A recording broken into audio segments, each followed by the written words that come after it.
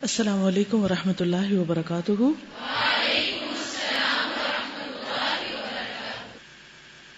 نحمده ونصلی علی رسولہ الکریم، اما بعد فاعوذ باللہ من الشیطان الرجیم، بسم اللہ الرحمن الرحیم، رب اشرح لی صدری ویسر لی امری واحلل عقدۃ من لسانی یفقہوا قولی۔ کل ہم نے معراج کے بارے میں پڑھا اور معراج کے بارے میں کچھ چیزیں ری انفورسمنٹ کے لیے۔ آپ کے خیال میں معراج کا سب سے اہم پہلو کیا تھا؟ نماز کی فرضیت، درست فرمایا آپ نے۔ اللہ سبحانہ وتعالی نے جتنے بھی احکامات دیے ہیں ہمیں، وہ سارے کے سارے جبریل علیہ السلام کے تھرو ہم تک پہنچے ہیں، واسطے کے ساتھ پہنچے ہیں۔ لیکن نماز کا حکم براہ راست، ڈائریکٹلی، بغیر کسی واسطے کے اللہ کے رسول صلی اللہ علیہ وسلم کو اللہ تعالی کی ملاقات کے وقت دیا گیا، یعنی ڈائریکٹ حکم تھا۔ باقی تمام احکامات زمین پر بھیجے گئے، یہ حکم آسمان پر بلا کر دیا گیا۔ اس سے اس کی اہمیت واضح ہوتی ہے۔ صرف حضور صلی اللہ علیہ وسلم ہی نہیں، اللہ تعالیٰ نے جب موسیٰ علیہ السلام سے کلام کیا تھا تو اس وقت کیا فرمایا تھا؟ اننی انا اللہ لا الہ الا انا فاعبدنی واقم الصلاۃ لذکری۔ تو ان کو بھی نماز کا حکم براہ راست بغیر کسی واسطے کے دیا گیا۔ اس سے نماز کی اہمیت کا پتہ چلتا ہے کہ اس کا ہماری زندگی میں کتنا اہم مقام ہے۔ پھر آپ دیکھیے کہ مسجد حرام سے لے کر مسجد اقصی تک کا سفر کرایا گیا، مسجد سے مسجد، اس کا ذکر ملتا ہے۔ آپ نے یہ بھی دیکھا کہ کہیں آتا ہے کہ میری کمرے کی چھت کھلی اور مجھے لے جایا گیا، اور اس میں یہ ہے کہ اگر آپ گھر میں بھی تھے اور وہاں سے لے جایا گیا تو پہلے حرم لایا گیا اور پھر یہاں سے مسجد تک لے جایا گیا۔ وہاں پہنچ کر آپ نے کیا کام کیا؟ نماز پڑھائی، تمام انبیاء کو امامت کرائی، جو اس بات کا ثبوت تھی کہ اب آپ کی نبوت نے تمام نبوتوں کو منسوخ کر دیا، آپ کی شریعت نے تمام شریعتوں کو منسوخ کر دیا ہے، اور آپ ہی اب تمام انبیاء کے سردار ہیں۔ اور نماز ہی ایسی چیز ہے کہ جو انسان کو حقیقت میں اللہ کے قریب ترین کرتی ہے اور اللہ تعالیٰ کے ہاں بلندی عطا کرتی ہے۔ اگر کوئی یہ چاہتا ہو کہ اس کے درجے بلند ہوں تو اس کو نماز ہی کا طریقہ اختیار کرنا ہوگا۔ آپ کو یہ معلوم ہے نا کہ ہر سجدے کے بس انسان کا درجہ بلند ہوتا ہے۔ جتنی زیادہ یہ اہم ہے اور جتنی زیادہ بلندی کی طرف لے جانے والی چیز ہے، شیطان اس کو اتنا ہی زیادہ مشکل کر دیتا ہے، کیونکہ اس نے خود سجدے سے انکار کیا تھا، تو وہ کبھی نہیں چاہتا کہ انسان سجدہ کرے۔ اسی لیے بہت سے لوگ اسلام کا دعویٰ کرتے ہوئے بھی نماز نہیں پڑھتے۔ یہ مسلمان اور کافر کے درمیان حد فاصل ہے، انسان کے اسلام کی پہچان ہے۔ اور کوئی بات؟ جی، نمبر کے اعتبار سے، اور اجر اس کا 50 کے برابر، یعنی 5 نمبر کے اعتبار سے اور اجر 50 کے برابر۔ تو یہ خصوصیت ہے امت مسلمہ کی، جو آپ صلی اللہ علیہ وسلم کی امت ہونے کی حیثیت سے ہمیں عطا کی گئی، ایک ایڈڈ بینیفٹ ہے کہ کم بھی کام کریں تو اجر ملے گا زیادہ۔ دودھ کے بارے میں بھی ایک کامنٹ تھا کہ we should be regular in drinking milk as it gives instant energy and especially before taking long journey. نبی صلی اللہ علیہ وسلم was made to drink milk. اس میں کوئی شک نہیں کہ معراج کے ساتھ دودھ کا بھی ذکر آتا ہے، اور right after coming out of بیت المقدس، مسجد سے نکلنے کے بعد آپ کو دودھ پیش کیا گیا تھا، اور ساتھ ہی شراب بھی، اور اس موقع پر آپ نے دودھ کا انتخاب کیا اور اس کو پیا۔ تو وہ حدیث میں آتا ہے نا کہ آپ صلی اللہ علیہ وسلم مسجد میں داخل ہوئے، 2 رکعت نماز پڑھی، یعنی امامت کرائی۔ وہ کہتے ہیں پھر میں نکلا، جبریل میرے پاس ایک برتن میں شراب اور ایک برتن میں دودھ لے آئے، میں نے دودھ پسند کیا۔ جبریل نے کہا فطری چیز کو پسند کیا ہے، آپ کی امت فطرت پر ہوگی۔ پھر ہم آسمان کی طرف چڑھ پڑے، یعنی اس کے بعد پھر آسمان کی طرف گئے، یعنی right before he started his journey. Quran Majeed میں بھی دودھ کا ذکر آتا ہے خاص طور پر کہ خالصاً سائغاً للشاربین، نبی صلی اللہ علیہ وسلم نے فرمایا کہ میں نہیں جانتا کہ کھانے اور پینے دونوں کی کفایت دودھ کے علاوہ کوئی اور چیز کر سکتی ہے. دودھ فطرت ہے. اور سفر ہجرت میں بھی آپ صلی اللہ علیہ وسلم نے صرف دودھ پر گزارا کیا، یعنی تھرو آؤٹ دا جرنی. ایک اور روایت میں آتا ہے آپ نے فرمایا میں نے دودھ لیا اور پی لیا، مجھ سے کہا گیا آپ نے فطرت کی راہ پا لی یا آپ نے فطرت کو پا لیا. اور جبریل علیہ السلام نے کیا کہا تھا کہ اللہ کا شکر ہے جس نے آپ کو فطرت کی ہدایت کی کہ آپ صحیح راہ پا گئے. اسی طرح بعض حدیثوں میں آتا ہے کہ خواب میں دودھ دیکھنا علم ہے. علم، نالج، فطرت پر ہونا بھی ہے اور نالج بھی ہے. نبی صلی اللہ علیہ وسلم نے فرمایا کہ میں سو رہا تھا، میں نے خواب میں دودھ پیا، اتنا کہ میں دودھ کی تازگی دیکھنے لگا جو میرے ناخنوں پر بہہ رہی ہے. پھر میں نے پیالہ عمر کو دے دیا. صحابہ نے پوچھا اس خواب کی کیا تعبیر ہے؟ آپ نے فرمایا علم. بخاری کی روایت ہے. پھر اسی طرح دودھ پلانے کا بھی اجر ہے. براء بن عازب رضی اللہ عنہ سے مروی ہے کہ نبی کریم صلی اللہ علیہ وسلم نے فرمایا جو شخص کسی کو کوئی ہدیہ مثلا چاندی سونا دے یا کسی کو مشکیزہ دے دے، یہ واٹر لیدر بیگ ہوتا ہے نا پانی بھرنے کا مشک، یا کسی کو دودھ پلا دے، تو یہ ایسے ہے جیسے ایک غلام کو آزاد کرنا. یعنی دودھ کا ذکر جو ہے وہ سونے چاندی کے ساتھ کیا گیا. اور جو شخص یہ کلمات کہہ لے لا الہ الا اللہ وحدہ لا شریک لہ لہ الملک و لہ الحمد وہو علی کل شیء قدیر، تو یہ ایک غلام آزاد کرنے کی طرح ہے. اسی طرح کہا گیا کہ دودھ کا تحفہ نہ لوٹایا جائے، واپس نہ کیا جائے. یعنی اگر آپ کو کوئی دودھ آفر کرتا ہے تو آپ اس کو انکار نہیں کریں کہ مجھے نہیں پینا. اور ہم سب سے زیادہ کس ڈرنک پر انکار کرتے ہیں؟ خصوصاً بچے، کیونکہ مزاج بگڑ گئے ہیں نا. دودھ کے مقابلے میں کیا چیز آ گئی گھروں کے اندر؟ کوک، سافٹ ڈرنکس، جو کس سے مشابہ ہیں. شراب بھی انگوروں سے بنتی، اس میں بھی کچھ فائدے ہیں، لیکن چونکہ اس کے اندر ایک کیمیکل ریاکشن ہو جاتا ہے جس کی وجہ سے مزاج تبدیل ہو جاتا ہے انگوروں کا، یعنی غذا کا مزاج تبدیل ہوتا ہے. تو جب پروسیسڈ فوڈ کھائی جاتی ہے تو اس سے انسان کا مزاج تبدیل ہوتا ہے. ہم کہتے ہیں نا بچے بہت ہائپر ہو گئے، ان کے اندر انسانیت نہیں رہی، بے حسی ہو گئی، خود غرضی آ گئی. بہت سی باتیں ہم ایسی کہتے ہیں. کبھی سوچا کہ کیوں؟ کس چیز کا اثر ہے؟ یعنی بعض ماؤں کو میں نے دیکھا ہے کہ وہ دودھ کے فیڈر میں کوک ڈال ڈال کے بچوں کو پلا رہی ہوتی، تو یہ بچوں پر ظلم ہے. اب چھوٹے چھوٹے بچے ہم ہی ان کے منہ لگاتے ہیں نا، ان کو کیا پتا یہ کیا چیز ہے. اور پھر ان کو کیسے روک سکتے ہیں جب خود پی رہے ہوں؟ ان کو روکنے کے لیے تو پہلے خود رکنا ہوگا نا. اور خود ہم نے تازہ پانی اور سادے پانی اور پانی کے بدلے میں ہم نے ایسی چیزیں پینا شروع کر دی جنہوں نے ہماری صحت کو برباد کر کے رکھ دیا اور ہمیں اس کا احساس بھی نہیں. ابھی کوئی مہمان آتا ہے تو اس کو بھی کہاں ہم دودھ پیش کرتے ہیں، یہ دودھ جیسی کوئی چیز کیا پیش کرتے ہیں؟ یہی ڈرنک. اور اس کو پیش کرنے میں ہم بہت فخر محسوس کرتے ہیں، جبکہ چند ہی سال پہلے ہمارے ہی گھرانوں میں عام طور پر مہمان کو ٹھنڈا یا گرم یا حسب حال موسم کے مطابق خالص یا پانی ڈال کے دودھ دیا جاتا تھا، یا دودھ سے بنی ہوئی کوئی چیز، لسی وغیرہ یا کچھ اور. لیکن اب اس کو ہم باعث شرم سمجھتے ہیں کہ یہ بھی کوئی دینے کی چیز ہے. اور بچوں کو تو اس میں سے اسمیل آتی ہی آتی ہے، بڑوں کو بھی آتی ہے، اور پھر اس میں ملائی ہے، اور پھر کچھ ملاوٹ کرنے والوں نے بھی کسر نہیں چھوڑی. لیکن بہرحال اگر آپ چاہتے ہیں کہ فطرت پر لوٹیں تو ہمیں اپنی غذائی عادتوں کو بھی درست کرنا ہوگا. اور دودھ پینے کے بعد دعا بھی سکھائی گئی، خصوصی دعا. حدیث میں آتا ہے کہ اذا شرب لبنا فلیقل اللہم بارک لنا فیہ وزدنا منہ. ایک علم کی زیادتی کی دعا ہے، رب زدنی علما، اور اسی طرح دودھ میں اضافے کی دعا ہے. پھر جنت میں دودھ کا سمندر ہے. نہروں کا ذکر تو ہم پڑھتے ہیں لیکن وہ نہریں ایک سمندر سے نکل رہی ہیں. ان فی الجنت بحر الماء و بحر العسل و بحر اللبن و بحر الخمر ثم تشقق الانہار بعد. جنت میں پانی، شہد، دودھ اور شراب کے سمندر ہیں، پھر ان میں سے نہریں پھوٹتی ہیں.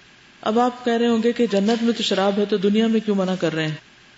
ایک تو ایک اللہ سبحانہ و تعالیٰ نے منع کیا، دوسرا یہ کہ قرآن مجید میں جو جنت کی شراب ہے اس کے بارے میں خاص طور پر آتا ہے لا فیہا غول ولا ہم عنہا ینزفون.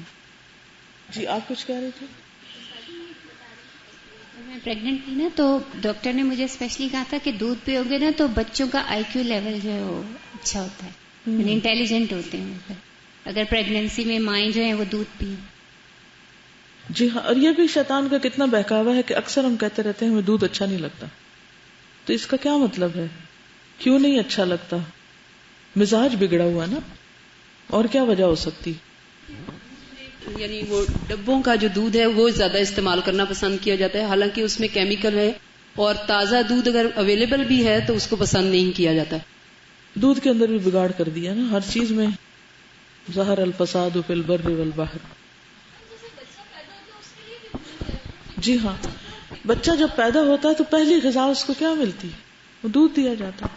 اور اب تو یہ تھیوری ہے کہ 4 مہینے تک اس کو پانی بھی نہ دو، صرف دودھ پہ رکھو، اور ماں کے دودھ پہ، کسی اور چیز کا بھی دودھ نہ دو، صرف ماں کا دودھ دو. اور میں نے خود تجربہ کیا کہ اپنے جن بچوں کو میں نے کچھ نہیں دیا ان 4 مہینوں میں، وہ مختلف ہیں ان سے جن کو ساتھ ہی فیڈر لگا دیا جہالت میں. کیونکہ مائیں کیا کہتی ہیں یا بڑے کیا کہتے ہیں، اس کو ساتھ ہی لگا دو، پھر یہ بعد میں پیے گا نہیں کچھ اور. جی جی ہاں، آسٹیوپروسس جو ہے اس کی وجہ بھی کیا ہے؟ کیلشیم کی کمی، دودھ نہ پینا. اور ہڈیوں کو گلانے کے لیے سب سے اہم کردار کیا چیز ادا کرتی؟ یہی سافٹ ڈرنکس جو ہیں. السلام علیکم. ینگ ایج میں ہمارے جسم میں جو وٹامن B12 ہوتا ہے وہ اس قابل ہمیں بناتا ہے کہ دودھ کی کیلشیم کو ابزارب کر لے اور اسے ہڈیوں کا حصہ بنائے. جبکہ ایج ذرا بڑی ہونے لگتی ہے تو وہ اس طرح یوزفل نہیں رہتا. تو پھر میں اس لیے سب کو، اپنی فرینڈس کو، یہاں پہ جتنے لوگ ہیں، کہوں گی کہ ینگ ایج میں اسپیشلی دودھ پئیں، کیونکہ بڑی عمر میں دودھ پینے کو اتنا فائدہ بھی نہیں ہے. بالکل درست فرمایا. اصل میں اپنے آپ پر ہم خود ظلم کر رہے ہوتے ہیں، اللہ بندوں پہ ظلم نہیں کرتا. اور خواتین کے لیے خاص طور پر کیلشیم کی لڑکوں کی نسبت بھی زیادہ ضرورت ہوتی ہے، کیونکہ بچے کی پیدائش میں دودھ پلانے کے عمل میں بہت زیادہ ضرورت ہوتی. پھر ویکنس کا شکار ہو جاتی، پھر کھڑے نہیں ہو سکتے، پھر بیٹھ نہیں سکتے، پھر کوئی کام نہیں کر سکتے، پھر ہر دوسری ماں بیمار پڑی ہے.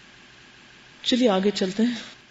صرف یہ دودھ ہی کی مثال کو آپ دیکھ لیں، اور فضلاً کبیرہ، کہ کون سا زندگی کا معاملہ ہے جس کے بارے میں آپ نے رہنمائی نہ دی. یہ الگ بات ہے کہ ہم یہ چیزیں پڑھتے رہتے ہیں اور ہم دھیان ہی نہیں دیتے ان پر.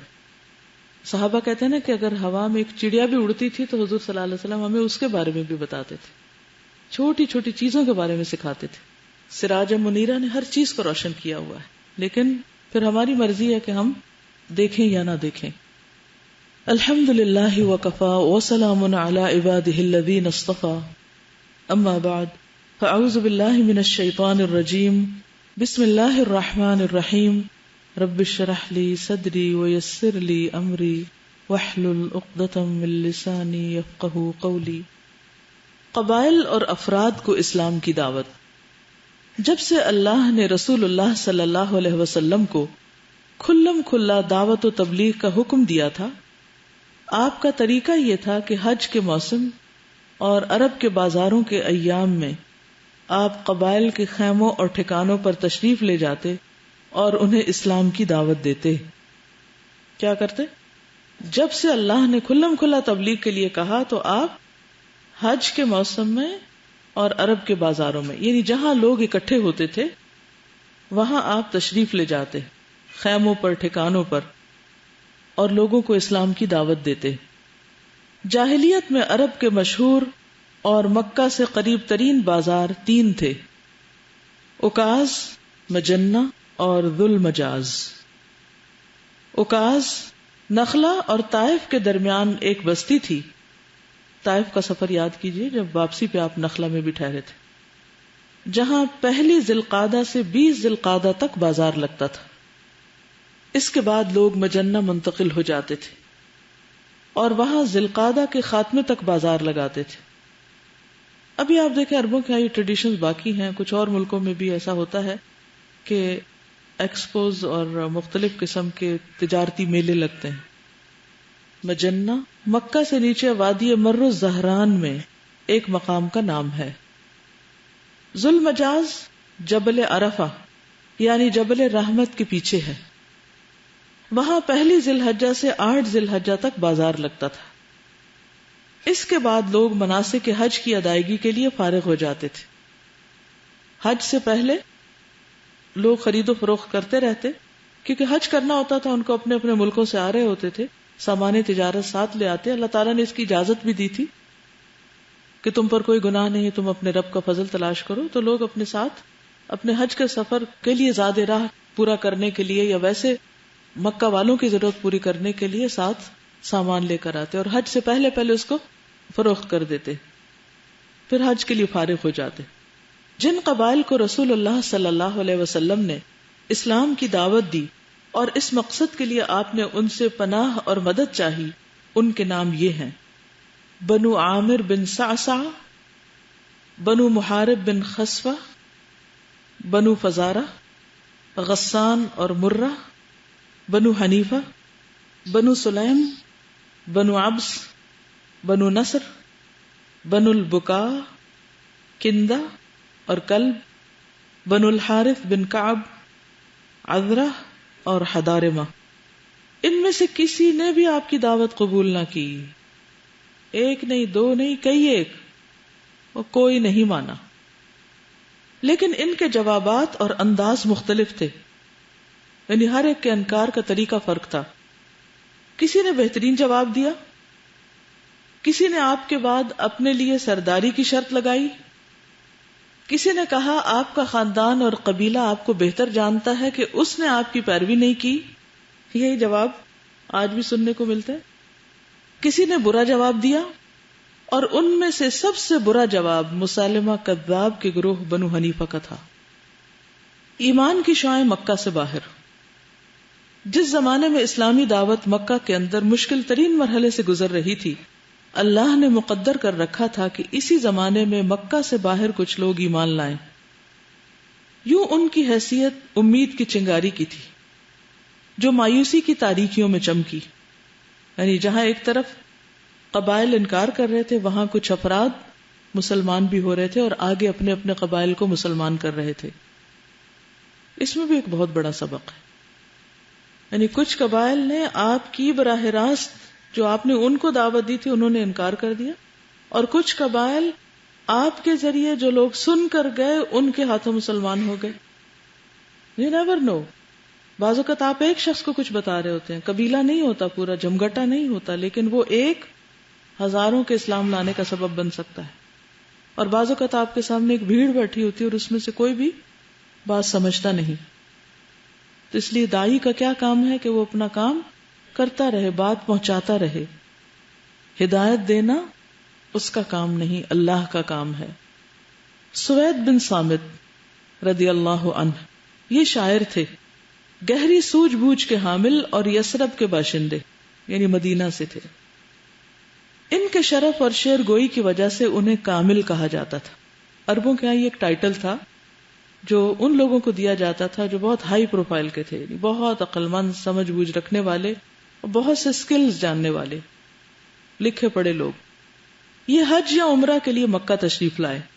رسول اللہ صلی اللہ علیہ وسلم نے انہیں اسلام کی دعوت دی. انہوں نے آپ پر حکمت لقمان پیش کی. آپ نے ان پر قرآن پیش کیا اور وہ مسلمان ہو گئے. کہنے لگے یہ بہترین قول ہے.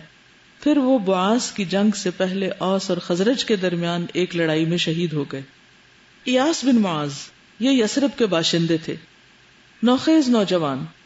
سن 11 نبوت کے اوائل میں اوس کے ایک وفد کے ہمراہ مکہ تشریف لائے جو قریش سے خزرج کے خلاف حلف اور تعاون چاہتا تھا. رسول اللہ صلی اللہ علیہ وسلم کو علم ہوا تو آپ ان کے پاس تشریف لے گئے. کن کے پاس؟ وفد کے پاس جو اوس کا تھا. اور کس لیے آیا تھا؟ خزرج کے خلاف مدد چاہنے. انہیں اسلام کی دعوت دی اور قرآن کی تلاوت فرمائی. پھر قرآن. ایاس نے کہا واللہ یہ اس سے بہتر ہے جس کے لیے آپ لوگ تشریف لائے ہیں. یعنی اس گروپ میں سے ایک شخص بولا جو تم مانگنے آئے ہو اس سے بہتر یہ قرآن ہے جو تمہیں دیا گیا ہے. اور یہ حقیقت بھی ہے، هو خیر مما یجمعون.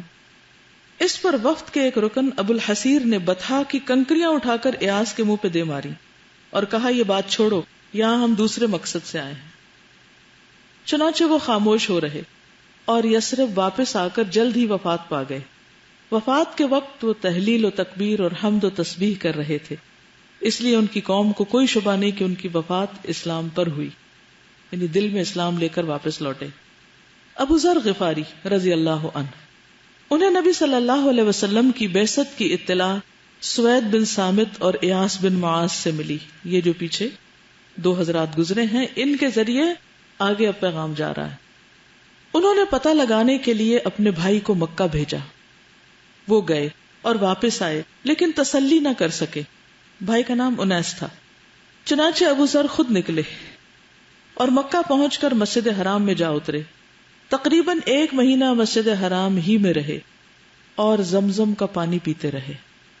دودھ کے علاوہ زمزم کا پانی بھی بہت فائدے کی چیز ہے، جو کھانا اور پانی دونوں کا کام دیتا تھا.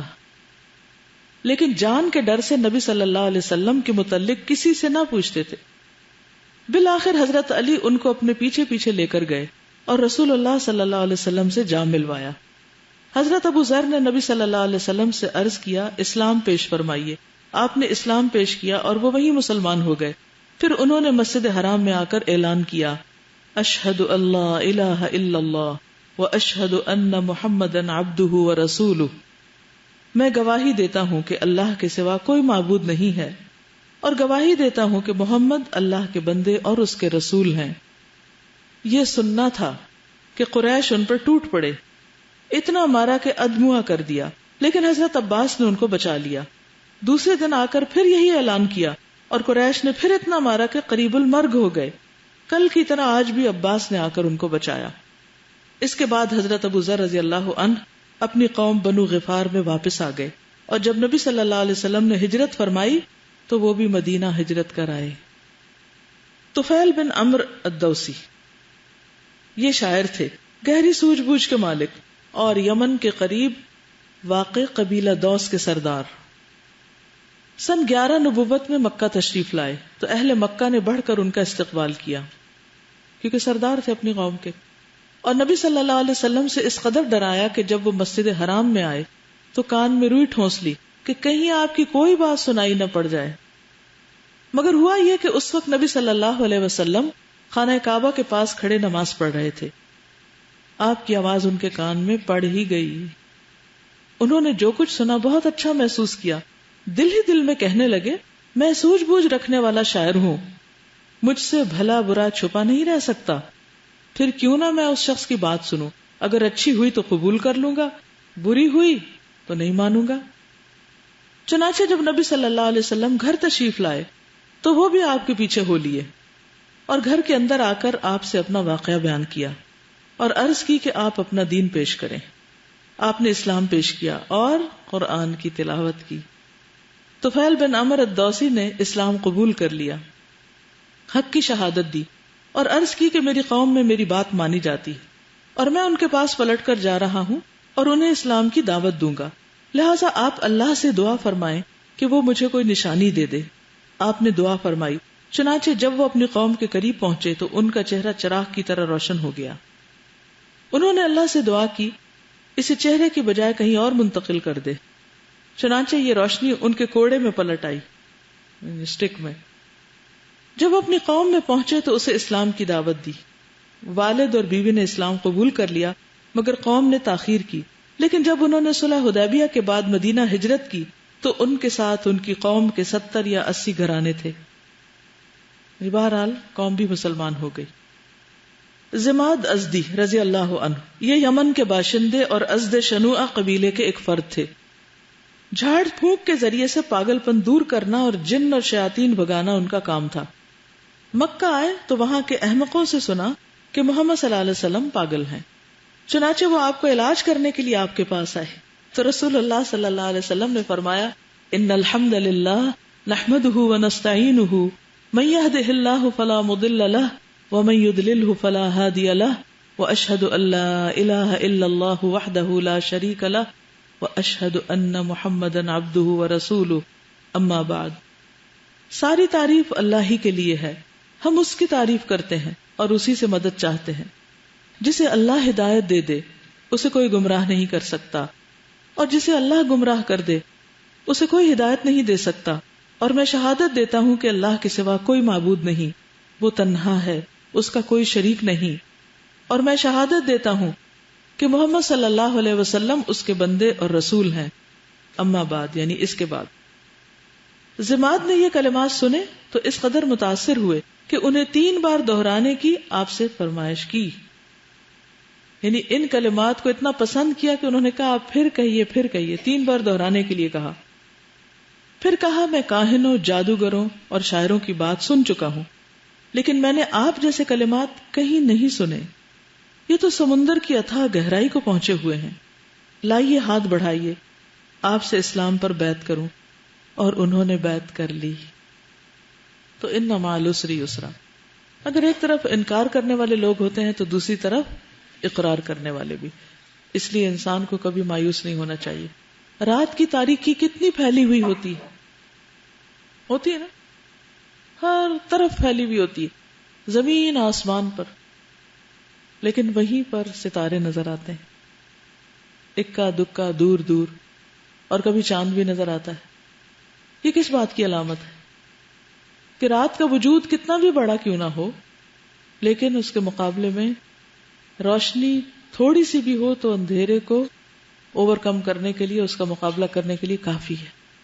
اصل قوت سچائی میں ہے، اس لیے انسان چراغ جلاتا جائے، کوشش کرتا جائے، ایک دن تو روشنی ہوگی۔ ہم پریزنٹیشن دیکھتے ہیں پچھلے لیسن کو ذرا سا ریوائز کر کے، کیونکہ یہاں پر ایک چیز مکمل ہو رہی ہے، اب مکی دور کا اختتام ہے، اور انشاءاللہ تعالی نبی صلی اللہ علیہ وسلم کے لیے اللہ تعالیٰ ایک نئی راہ اور ایک نیا افق کھولنے والے ہیں۔ تو اگلے سفر سے پہلے ذرا سا پیچھے جن لیسنز کی ریویژن رہتی ہے وہ کر لیتے ہیں۔ یہ ٹائم لائن دیکھ رہے ہیں آپ، نبوت تک کی تو آپ دیکھ چکے تھے نا۔ یہاں پر آپ دیکھتے ہیں کہ 43 ایئرس کی عمر میں آپ کو اعلانیہ تبلیغ کا حکم دیا گیا۔ قرابت داروں میں آپ نے تبلیغ کی، صفا کی پہاڑی پر کی، ذو المجاز کے بازار میں، حج کے موقع پر، یہ جس کا ابھی آخر میں بھی ہم نے ذکر پڑا۔ جو آپ نے تبلیغ کی آپ کی مخالفت تو شروع ہو گئی، تو آپ کے دشمنوں نے آپ کے مقابلے کی مختلف تدبیریں اختیار کی۔ سب سے پہلے تو لائٹلی انہوں نے ہنسی وغیرہ اڑائی اور آپ کی بات سننے سے انکار کر دیا، بحث اور کٹ حجتیاں کی، قرآن مجید میں شکوک پیدا کیے، مسلمانوں کو تکلیف دینے کا آغاز ہوا۔ پھر ابو طالب کو دھمکی دی گئی کہ وہ آپ کو سپورٹ کرنا چھوڑ دیں۔ نبی صلی اللہ علیہ وسلم پر دست درازیاں بھی کی گئیں۔ پھر آگے 45 ایئرس کی عمر میں ہم دیکھتے ہیں کہ آپ دار ارقم کا قیام عمل میں لائے۔ ہجرت حبشہ کی طرف کچھ لوگ چلے گئے، مشرکین کا سجدہ کرنا سورۃ نجم سن کر۔ پھر دوسری ہجرت حبشہ ہوتی ہے، پھر طرح طرح کے عذاب دیے گئے، اس دوران بھی قتل کی کوشش بھی کی گئی، لیکن اسی دوران حضرت حمزہ مسلمان ہو گئے۔ حضرت حمزہ کا اسلام لانا بھی ایک بہت ہی زبردست واقعہ ہے۔ ابو جہل نے تو حضور صلی اللہ علیہ وسلم کو مارنے کی کوشش کی تھی، لیکن وہی سین حضرت حمزہ کے اسلام لانے کا ذریعہ بن گیا۔ اور پھر حضرت عمر رضی اللہ تعالیٰ عنہ کا اسلام لانا۔ پھر جب انہوں نے دیکھا کہ مخالفتوں سے اور اذیتوں سے بات نہیں بنتی تو پھر پرکشش مرغوبات کی پیشکش کی گئی، سودے بازیاں ہوئیں، یعنی کہ مختلف چیزوں کو آفر کیا گیا۔ لیکن جب دیکھا کہ کوئی بھی حربہ کام نہیں آتا تو پھر شیب ابی طالب میں سب کو محصور کر دیا گیا، ایمبارگو لگایا گیا اور ہر طرح کی پابندیاں۔ 3 سال وہاں پر آپ رہے۔ جب واپس آتے ہیں 3 سال کے بعد تو تھوڑے عرصے کے بعد ابو طالب کی وفات ہو جاتی ہے، حضرت خدیجہ کی وفات ہو جاتی ہے۔ اسی دوران پھر آپ حضرت سودا سے شادی کرتے ہیں۔ حضرت خدیجہ بھی بیوہ تھی اور حضرت سودا بھی بیوہ خاتون تھی، جن کی عدت مکمل ہوئی تو آپ نے ان سے نکاح کیا۔ ان کی عمر بھی تقریباً 55 سال تھی، یعنی کافی عمر رسیدہ خاتون تھی۔ اس کے بعد حضرت عائشہ سے نکاح ہوا اگلے سال میں۔ پھر طائف کا سفر، جس میں آپ کو شدید ترین مخالفت کا سامنا کرنا پڑا، لیکن اس کے بعد پھر آسانی ہوئی، اسراء اور معراج کی طرف آپ کو لے جایا گیا۔ اظہار آسانیوں کی مختلف قسمیں، جن کی ڈیٹیلز آپ دیکھیے کہ آپ کی قمیض پاڑی گئی، تھوکا گیا آپ پر، گردن مبارک کو روندا گیا، پتھر سے کچلنے کی کوشش کی گئی، قاتلانہ حملہ کیا گیا. لیکن دوسری طرف ساتھ ہی اللہ کی مدد بھی آئی. حضرت حمزہ کا اسلام لانا ہوا، مسجد حرام میں نماز پڑھنا شروع کر دی گئی، اور حضرت عمر کے ایمان لانے سے مسلمان سیکھنے سکھانے کے لیے بیت اللہ میں بیٹھنے لگے، اور کچھ مظالم کا انہوں نے جواب بھی دیا. مرغوبات کی جو پیشکش تھی اس میں مال، سرداری، بادشاہت، عورت، علاج، ان تمام چیزوں کی جو دنیاوی اعتبار سے فائدے کی ہوتی ہیں ان کی پیشکش کی تھی عتبہ بن ربیعہ نے. پھر سودے بازیوں میں انہوں نے کہا کہ آپ 1 سال ہمارے معبودوں کی پوجا کریں، 1 سال ہم آپ کے معبودوں کی پوجا کریں گے. جواب میں سورۃ الکافرون نازل ہوئی. پھر کہا کہ قرآن میں تبدیلی پیدا کر دیں، تو جواب میں وہی نازل ہوئی کہ میں یہ نہیں کر سکتا. مشرکین کے یہود علماء سے مدد لی اور نبی صلی اللہ علیہ وسلم سے چند سوالات کیے گئے، اللہ تعالیٰ نے وحی کے ذریعے ان کے جوابات بھی دے دیے. حق واضح ہونے کے بعد نبی صلی اللہ علیہ وسلم کی بات سننے پر اس شرط پر آمادگی کی کہ کمزور، مسکین اور غلام مسلمان مجلس میں نہ آئے تو ہم مسلمان ہو جاتے ہیں، لیکن اللہ تعالیٰ نے وحی کے ذریعے اس سے بھی منع کر دیا. پھر مکمل بائیکاٹ کر دیا گیا. خیف بنی کنانہ میں اکٹھے ہو کر بنو ہاشم اور بنو عبد المطلب نے مدرجہ ذیل باتوں میں بائیکاٹ کا فیصلہ کیا. کس چیز کا؟ کہ شادی بیاہ نہیں کریں گے، ان کے ساتھ خرید و فروخت نہیں کریں گے، بات چیت نہیں کریں گے، کوئی صلح نہیں کریں گے، کسی قسم کی کوئی مربت اور اخلاق نہیں برتیں گے. یعنی ہر طرح کے خیر سے محروم کرنے کی بات ہے. مشکل ترین حالات تھے. درختوں کے پتے کھائے گئے، چمڑا کھایا گیا، فاقوں پہ فاقے، عورتوں اور بچوں کو بھوک سے بلکنا، اور اس کی وجہ سے دور دور تک ان کے رونے کی آواز جانا. صرف حرام مہینوں میں باہر آ کر خرید و فروخت کر سکتے تھے. پھر اہل مکہ کا سامان تجارت کی قیمت اتنا بڑھانا کہ جو پہنچ سے باہر ہوتا، اور اگر کوئی باہر سے آ کے بیچنا چاہتا تو اس سے بھی یہ خرید لیتے تھے، بیچنے بھی نہیں دیتے تھے. اس کو آپ کمپیریزن میں آپ دیکھ سکتے ہیں کہ قریش کی سختیاں کیا تھیں. ایذار رسانیاں اور مرغوبات کی پیشکش، مکمل بائیکاٹ، اور پھر یہ کہ بیچ میں تھوڑا ان کے اندر لچک بھی آئی. دار ارقم کے قیام میں آپ دیکھیے کہ مقصد کیا تھا کہ خفیہ عبادت ہو سکے، تبلیغ ہو سکے، اور یہ تعلیم و تربیت کا مرکز بھی تھا. نصاب اس کا قرآن، تزکیہ، کتاب و حکمت کی تعلیم تھا. اور حکمت کیا تھی؟ یہاں پر دور بنو مخزوم کے علاقے میں یہ گھر اسلام کا مرکز بنانے کا، کیونکہ لوگوں کے لیے یہ ناقابل توجہ جگہ تھی اور ٹکراؤ کی بجائے ایک مثبت اقدام تھا. پھر ہجرت حبشہ جب ہوئی تو اس پر مسلمانوں کی واپسی کے لیے قریش نے حربے اختیار کیے. عمرو ابن العاص اور عبداللہ بن ربیعہ کا بھیجنا، پادریوں اور نجاشی کو رشوت پیش کرنا، مسلمانوں کا عیسیٰ علیہ السلام کے بارے میں عقائد پر ان کو بھڑکانا، مسلمانوں کے عیسیٰ علیہ السلام کے بارے میں عقائد کے بارے میں برانگیختہ کرنا. تو نجاشی کے دربار میں حضرت جعفر کی جو تقریر تھی اس کے اندر نبی صلی اللہ علیہ وسلم کا تعارف کرایا گیا، اسلام کے اندر کیا کیا احکامات ہیں ان کا تعارف کرایا گیا، اور اسلام میں کن چیزوں سے روکا گیا ہے. تو یہ ایک مکمل طور پر اسلام کا تعارف بنتا ہے جو نجاشی کے دربار میں پیش کیا گیا. اور وہاں بھی قرآن مجید سنایا گیا، سورۃ مریم کی تلاوت کی گئی جب خاص طور پر عیسیٰ علیہ السلام کے عقائد کے بارے میں بات ہوئی. لیکن بہرحال مسلمانوں کو وہاں پناہ مل گئی، اسلام کا پیغام مکہ سے باہر جا پہنچا، شاہ حبشہ مسلمان ہو گیا، وہاں مسلمانوں کو تجارت کا موقع بھی ملا. یہ اسی کا مکمل ایک چارٹ ہے. نیکسٹ. پھر طائف آپ تشریف لے جاتے ہیں. ثقیف کے 3 سرداروں کو دعوت دی، مدد کے لیے کہا، دوسرے سرداروں کے پاس گئے، 10 دن تک تبلیغ کی، لیکن رد عمل میں کوئی بھی نہ مانا. بچوں، غلاموں، اوباشوں کو شے دی، رسول اللہ صلی اللہ علیہ وسلم کو گالیاں دی اور پتھر مارے. اور پتھر خاص طور پر جب وہ نشانہ لگاتے تھے تو اینکلز پہ لگاتے تھے، یعنی اینکلز کے ارد گرد ایسے سینسیٹیو ایریا ہوتا ہے کہ اس پر درد بھی بہت ہوتی ہے، اور پھر وہیں سے خون نکل کر جم گیا. واپسی پر آپ نے عتبہ اور شیبہ کے باغ میں پناہ لی اور دعائے مستضعفین مانگی، دعائے طائف جو ہے. جبریل علیہ السلام کی پیشکش، پہاڑوں کے فرشتے کی پیشکش کہ ان کو پیس دیا جائے. نبی صلی اللہ علیہ وسلم کا رد عمل کہ ان کی نسلوں کے مسلمان ہونے کی امید ہے اور ان کے لیے، اس لیے آپ نے اپنی ذات کے لیے کوئی بدلہ نہیں لیا. پھر واپسی پر چند دن نخلا میں قیام کیا، یہاں جنوں کے گروہ نے قرآن سنا. پھر مکہ میں داخل ہونے کے لیے پناہ طلب کی. اخنس بن شریک نے انکار کیا، سہیل بن عمر نے انکار کیا، لیکن مطعم بن عدی نے پناہ دی. اور مطعم بن عدی سے جب پوچھا گیا کہ کیا تم مسلمان ہو گئے تو اس نے کہا نہیں، صرف پناہ دے رہا ہوں. تو مطعم بن عدی اپنے بیٹوں کے سمیت آیا تھا، حضور صلی اللہ علیہ وسلم کو پناہ دے کر مکہ لے گیا، کیونکہ آپ کے قتل کا فیصلہ کر لیا تھا نا انہوں نے، تو آپ کے پناہ کے بغیر مکہ آ نہیں سکتے.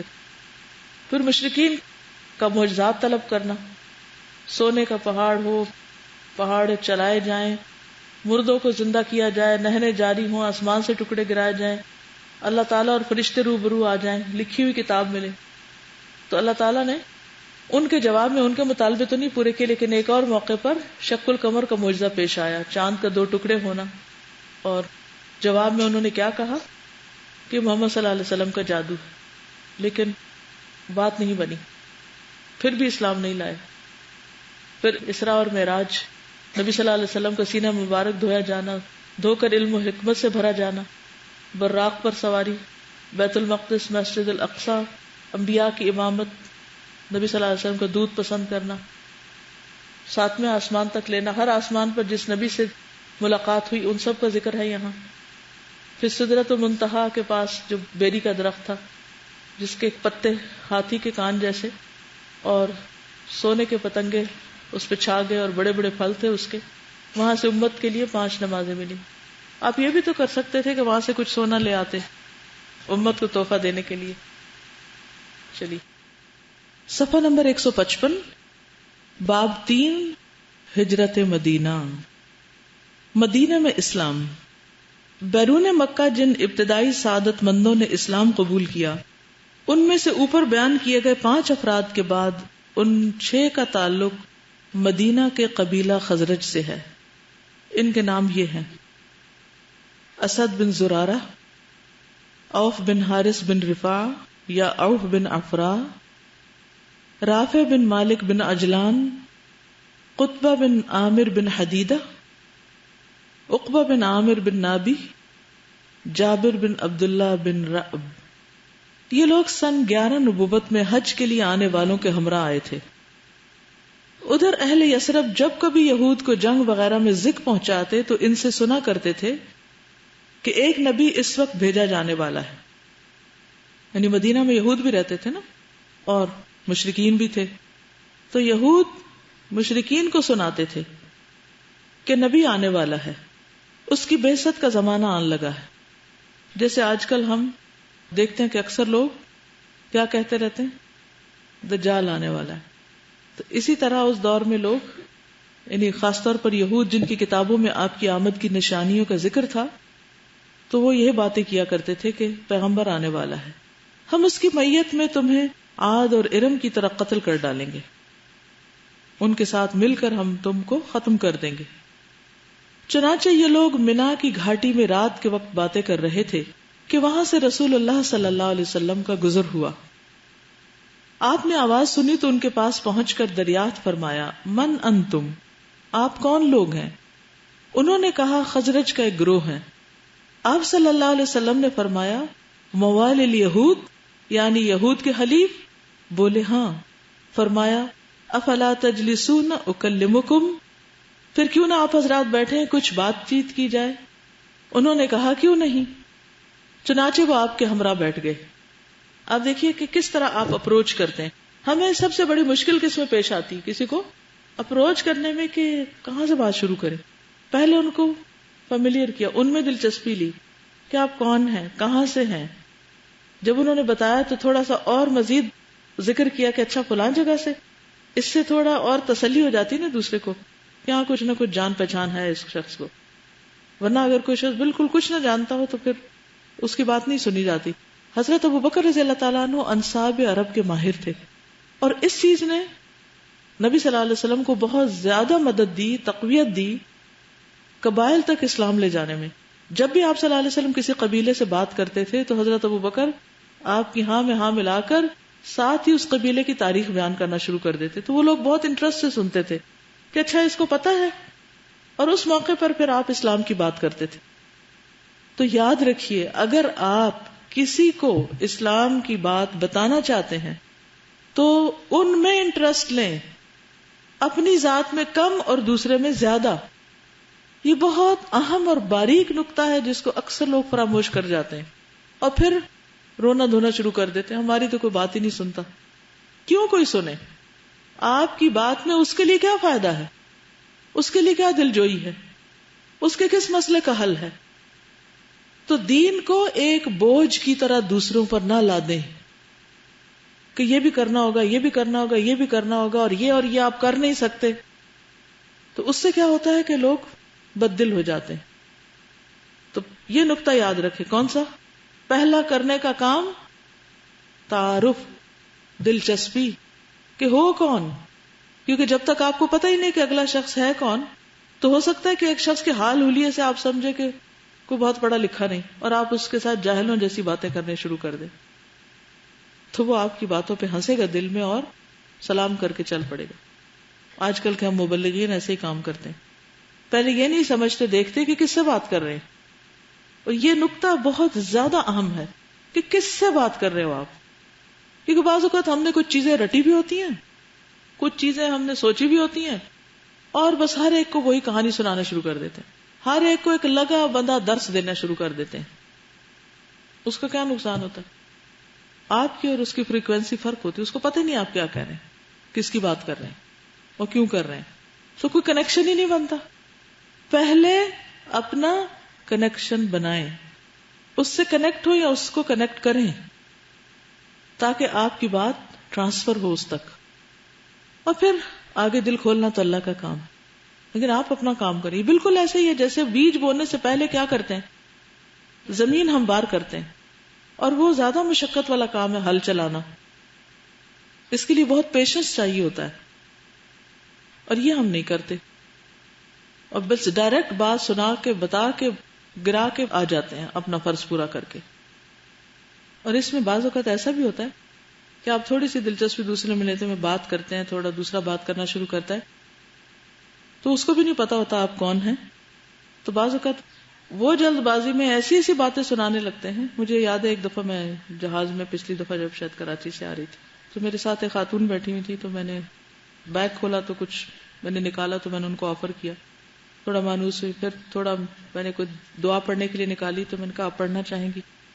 تو وہ بھی آفر کی. جو ہی میں نے دعا دکھائی تو انہوں نے مذہبی طبقوں کے خلاف بولنا شروع کر دیا. میں خاموشی سے سنتی رہی.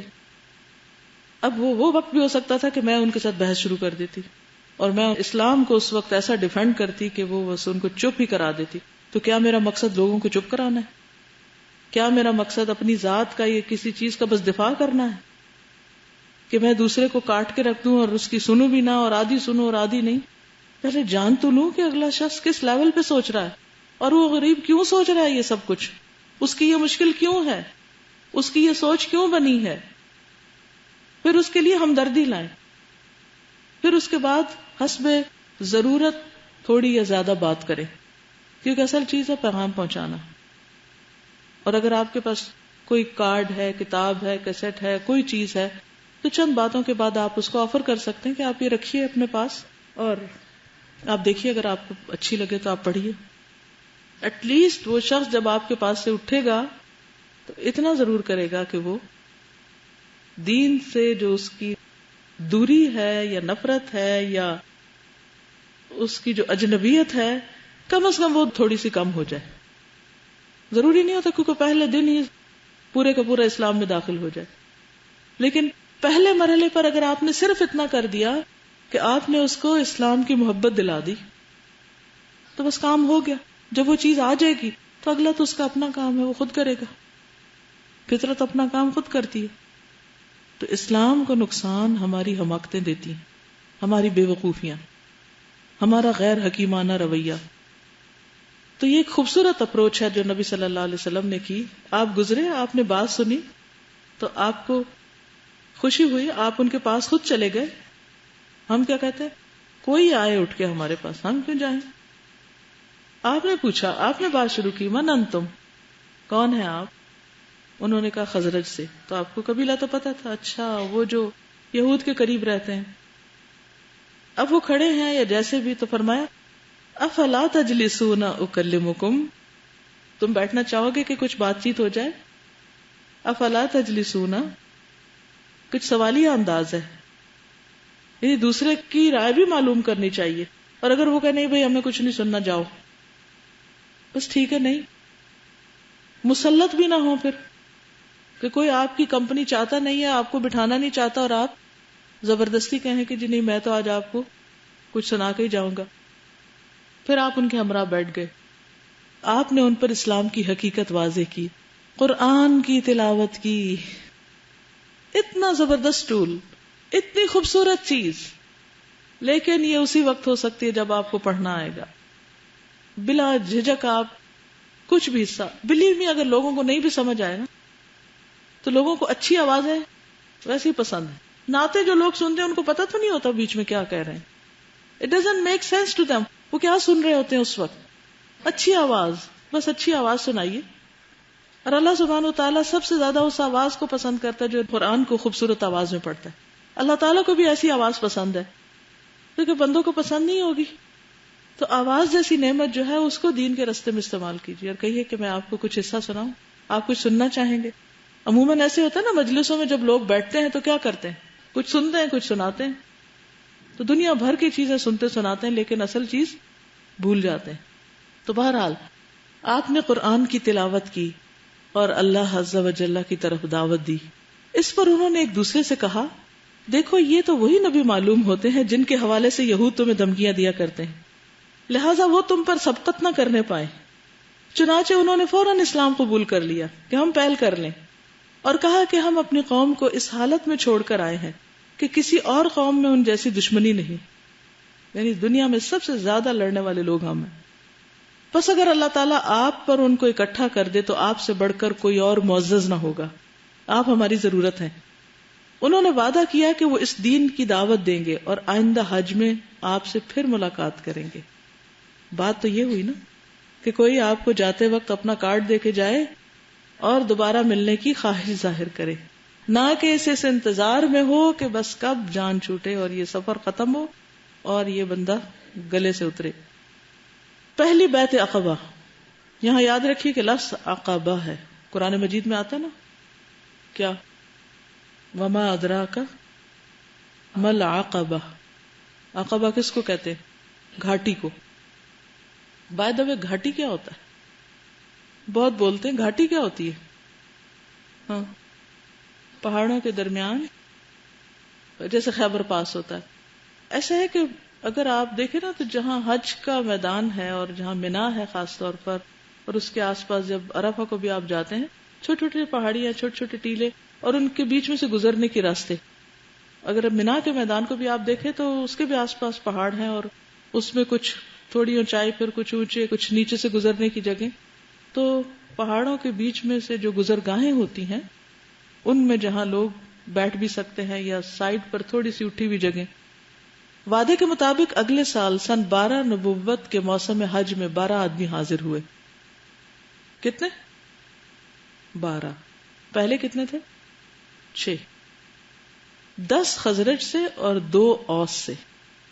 خزرج کے 10 آدمیوں میں سے جابر بن عبداللہ بن رعب کو چھوڑ کر باقی 5 تو وہی تھے جو پچھلے سال آ چکے تھے, اور نئے 5 یہ تھے: معاذ بن حارث, معاذ بن افرا, عوف بن افرا کے بھائی, ذکوان بن عبد القیس, عبادہ بن صامت, یزید بن ثعلبہ, عباس بن عبادہ بن نضلہ, اور قبیلہ اوس کے 2 آدمی یہ تھے: ابو الہیثم بن التیہان, عویم بن ساعدہ.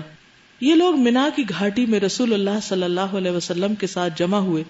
آپ نے انہیں اسلام سکھایا اور فرمایا: تعالوا بایعونی علی اللہ تشرکوا باللہ شیئا ولا تسرقوا ولا تزنوا ولا تقتلوا اولادکم ولا تأتوا ببہتان تفترونہ بین ایدیکم وارجلکم ولا تعصونی فی معروف فمن وفى منکم فاجرہ علی اللہ ومن اصاب من ذلک شیئا فوقب به في الدنيا فهو كفارة له ومن أصاب من ذلك شيئا فستره الله فأمره إلى الله إن شاء عاقبه وإن شاء عفا عنه.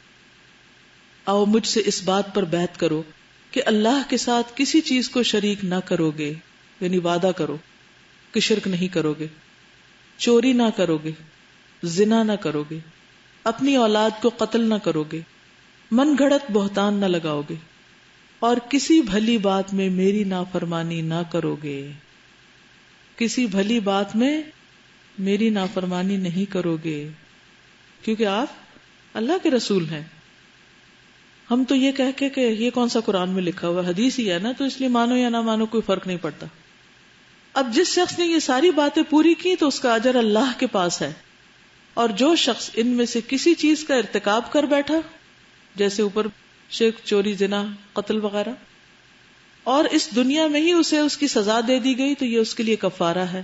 اور جو شخص ان میں سے کسی چیز کا ارتکاب کر بیٹھا اور اللہ نے اس پر پردہ ڈال دیا، یعنی چوری، زنا وغیرہ، تو اس کا معاملہ اللہ کے حوالے ہے، چاہے تو سزا دے اور چاہے تو معاف کر دے. اس پر ان لوگوں نے آپ سے بیعت کی. تاریخ کی اور کتابوں میں کچھ اور شرائط بھی آتی ہیں، مثلا یہ کہ ہم لوٹ مار نہ کریں گے، اللہ کی نافرمانی نہ کریں گے، اپنے اوپر ترجیح دیے جانے کی صورت میں بھی بات سنیں گے، یعنی اگر آپ نے کسی اور کو ہم پر پریفرنس دی تو بھی ہم آپ کی بات سنیں گے اور اطاعت کریں گے. حکومت کے بارے میں اس وقت تک نہ جھگڑا کریں گے جب تک انہیں اعلانیہ کفر کرتے نہ دیکھ لیں گے. جہاں بھی ہوں گے حق بات کہیں گے. جس کے قتل کو اللہ نے حرام قرار دیا ہے ہم اس کو قتل نہ کریں گے. تو یہ ساری شرائط تھی جو انہوں نے مانی. یثرب میں اسلام کی دعوت. اس کے بعد جب یہ لوگ واپس ہوئے تو نبی صلی اللہ علیہ وسلم نے ان کے ساتھ حضرت مصعب بن عمیر کو روانہ فرما دیا تاکہ وہ لوگوں کو قرآن پڑھائیں اور دین سکھائیں. دین قرآن کے بغیر کچھ نہیں. مجھے امید ہے کہ اب آپ کا یہ جو ایک کنفیوژن ہوگا نا کہ الہدا میں قرآن ہی کیوں پڑھایا جاتا ہے اور قرآن کیوں، یہ شک اور یہ شبہ دور ہو چکا ہوگا، کیونکہ نبی صلی اللہ علیہ وسلم کی سنت یہی ہے کہ دین سکھانے کے لیے اللہ کی کتاب کی طرف لوگوں کو لاؤ. یہ وہ چیز ہے جس پر سب اکٹھے ہو سکتے ہیں. تو آپ نے نہ صرف یہ کہ ان کو تبلیغ کے لیے بھیجا بلکہ ساتھ اپنا ایک معلم صغیر بھی بھیج دیا، ایک نوجوان کو بھی بھیج دیا. حضرت مصعب بن عمیر نے حضرت ابو امامہ اسد بن زرارہ کے گھر قیام فرمایا. پھر وہ دونوں اسلام کی تبلیغ کے لیے سرگرم ہو گئے. ایک روز دونوں ایک باغ میں تھے کہ اوس کے سردار سعد بن معاذ نے اپنے چچیرے بھائی اسید بن حزیر سے کہا، ذرا جاؤ اور ان دونوں کو جو ہمارے کمزوروں کو بے وقوف بنانے آئے ہیں ڈانٹ دو. اسید نے اپنا نیزہ لیا اور ان دونوں کے پاس آئے. انہیں اسد نے دیکھا تو حضرت مصعب سے کہا، یہ اپنی قوم کا سردار تمہارے پاس آ رہا ہے، اس کے سامنے اللہ کی سچائی بیان کرو. حضرت اسید آئے اور ان کے پاس کھڑے ہو کر بولے، تم دونوں یہاں کیوں آئے ہو؟ ہمارے کمزوروں کو بے وقوف بناتے ہو؟ اگر تمہیں اپنی جان پیاری ہے تو تم ہم سے الگ ہی رہو. حضرت مصعب نے کہا، کیوں نہ آپ بیٹھیں اور سنیں. دیکھیے پھر کس طرح اپروچ کرتے ہیں، یعنی یہ نہیں کہ نہیں ہم ایسا نہیں یار، تم کون اور ایسی تیسی تمہاری امی کیوں دھمکی دے رہے ہو. لڑائی نہیں شروع کر دی. کہا آپ ذرا بیٹھے تو صحیح، بیٹھ کے بات کرتے ہیں. اگر ہماری بات پسند آئے تو مان لیں، ناگوار گزرے تو جو بات بھی آپ کو ناپسند ہو ہم اس سے رک جائیں گے. انہوں نے کہا، تم نے انصاف کی بات کی، کیونکہ انصاف جو ہے نا وہ دوسروں کے دل پہ لگتا ہے جا کے. اور اپنا حربہ یعنی نیزہ گاڑ کے بیٹھ گئے. حضرت مصعب نے اسلام کی بات کی اور قرآن کی تلاوت فرمائی. حضرت اسید نے دین اسلام کو پسند کیا اور اسے قبول کر لیا اور حق کی شہادت دی. حضرت اسید واپس ہوئے اور حضرت سعد بن معاذ کو ان کے پاس بھیجنے کے لیے ایک ہیلا اختیار کیا. انہوں نے کہا، میں نے دونوں سے گفتگو کی، واللہ مجھے تو کوئی حرج نظر نہیں آیا. ویسے میں نے انہیں منع کر دیا اور انہوں نے کہا کہ ہم وہی کریں گے جو آپ چاہیں گے. البتہ مجھے بتایا گیا ہے کہ بنو حارثہ کے لوگ اسد بن زرارہ کو قتل کرنے نکلے ہیں کیونکہ وہ آپ کی خالہ کا لڑکا ہے اور یہ لوگ چاہتے ہیں کہ آپ کا عہد توڑ دیں. یہ اپنے پاس سے بات بنا رہے ہوں. اس پر حضرت سعد بھڑک اٹھے اور بگڑے ہوئے ان دونوں کے پاس پہنچے. ان کے ساتھ بھی حضرت مصعب نے وہی سلوک کیا. کن کے ساتھ؟ حضرت سعد بن معاذ کے ساتھ، جو حضرت اسید کے ساتھ کیا تھا. اللہ نے انہیں بھی اسلام کی ہدایت دے دی، چنانچہ وہ مسلمان ہو گئے، حق کی شہادت دی. پھر قوم میں واپس گئے اور کہا، اے بنو عبد الاشہل، تم لوگوں کی میرے بارے میں کیا رائے ہے؟ انہوں نے کہا، آپ ہمارے سردار ہیں اور سب سے اچھی سوجھ بوجھ رکھتے ہیں. اب ان کا اپروچ کرنے کا طریقہ آپ دیکھیں. حضرت سعد نے کہا، اچھا تو تمہارے مردوں اور عورتوں سے میری بات چیت حرام ہے جب تک کہ تم لوگ اللہ اور اس کے رسول پر ایمان نہ لاؤ. نتیجہ یہ ہوا کہ شام تک کوئی بھی مرد عورت ایسا نہ تھا جو مسلمان نہ ہو گیا ہو. سردار نے کہا، سب مان گئے. صرف ایک آدمی اسیرم تھا جس کا اسلام جنگ احد تک مؤخر ہوا. احد کے دن یہ اسلام لایا. اس سے پہلے کہ اللہ کے لیے ایک سجدہ بھی کرے اللہ کی راہ میں کام آ گیا. کوئی وجہ ہوگی اس کے دل میں اٹکی ہوئی, لیکن کسی نے اس کو برا بھلا نہیں کہنا شروع کیا. سارے میجورٹی تھے, ایک نے کہا میں نہیں لاتا. یہ بھی ان کا ایک وسعت ظرف ہے کہ اگر ایک نے بات نہیں مانی تو اس کو لیو ہم الون, تھوڑا اس کو صبر سے کام لینے دو. اب ہمارے اگر کوئی ایک بندہ دوسری راہ اختیار کر, سب اس کے پیچھے پڑ جاتے. تو ایسے مواقع پر تھوڑا صبر سے کام لینا چاہیے. پھر اگلے موسم حج سے پہلے حضرت مصعب اسی طرح کی کامیابی کی بشارتیں لیے ہوئے مکہ واپس تشریف لائے کہ کس کس کو مسلمان کر کے آئے ہیں. Mission accomplished. اس کے بعد پھر دوسری بیعت عقبہ ہوتی ہے انشاءاللہ. کل اس کو کنٹینیو کریں گے. آج کے لیے اتنا ہی کافی ہے. سبحانک اللہم و بحمدک نشہد ان لا الہ الا انت نستغفرک و نتوب الیک. السلام علیکم و رحمۃ اللہ وبرکاتہ.